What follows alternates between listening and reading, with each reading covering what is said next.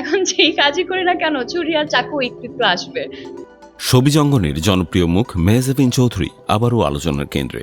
তবে এবার কোনো নাটক বা ওয়েব সিরিজের জন্য নয়, বরং ব্যক্তিগত জীবন ঘিরে তৈরি হওয়া বিতর্ক তাকে টেনে এনেছে খবরের শিরোনামে। বিমানবন্দরে মদকাণ্ড নিয়ে সামাজিক মাধ্যমে শুরু হওয়া আলোচনা এখন রীতিমতো তোলপাড় রূপ নিয়েছে। বিদেশ থেকে দেশে ফেরার সময় কাস্টমস কর্মকর্তারা তার সঙ্গে থাকা 14 বোতল অ্যালকোহল শনাক্ত করেন, যদিও তাৎক্ষণিকভাবে কোনো আইনগত ব্যবস্থা নেওয়া হয়নি।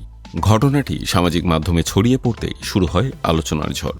অনেকেই প্রশ্ন তুলেছেন, আইনের প্রয়োগ কি সবার ক্ষেত্রে সমান? আবার কেউ কেউ মনে করছেন বিষয়টি অতি রঞ্জিত করে উপস্থাপন করা হয়েছে। ঘটনার পর সামাজিক যোগাযোগ মাধ্যমে নিজের অবস্থান পরিষ্কার করেন মেহজাবিন। তিনি দাবি করেন তাকে পরিকল্পিতভাবে টার্গেট করা হচ্ছে এবং বারবার মানহানির চেষ্টা চলছে।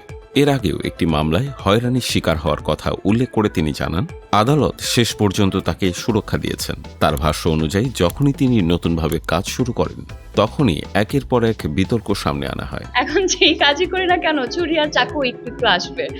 এই প্রসঙ্গে এআই প্রযুক্তির অপব্যবহারের কথা তুলে ধরেন মেহজাবিন। বলেন, বর্তমানে কৃত্রিম বুদ্ধিমত্তা ব্যবহার করে ভুয়ো ছবি ও ভিডিও তৈরি করে শিল্পীদের বিপাকে ফেলা হচ্ছে। বিশেষ করে নারী তারকারা সহজ টার্গেটে পরিণত হচ্ছেন। প্রযুক্তি যেমন আশীর্বাদ, তেমনি অপব্যবহারে তা হয়ে উঠছে ভয়াবহ, এমন সতর্কবার্তা দেন তিনি।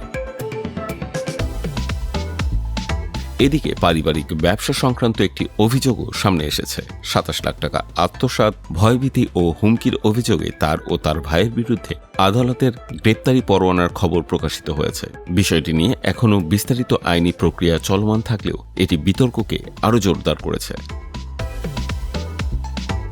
তবে সব আলোচনা ও আইনি জটিলতার মাঝেও মেহজাবিন দৃঢ় ভাষায় বার্তা দিয়েছেন। তিনি স্পষ্টভাবে জানিয়েছেন তার একমাত্র লক্ষ্য অভিনয় ও সৃষ্টিশীল কাজে মনোনিবেশ করা।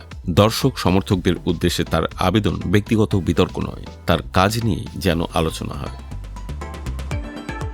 বিতর্ক, সমালোচনা ও আইনি টানাপোড়েন সবকিছুর মাঝে এক প্রশ্নই এখন ঘুরপাক খাচ্ছে, এই ঝড় কতদূর গড়াবে? সময় তার উত্তর দেবে। তবে আপাতত এটুকু নিশ্চিত, আলোচনার কেন্দ্রে থাকলেও নিজের অবস্থানে অটল থাকতে চান মেহজাবিন চৌধুরী।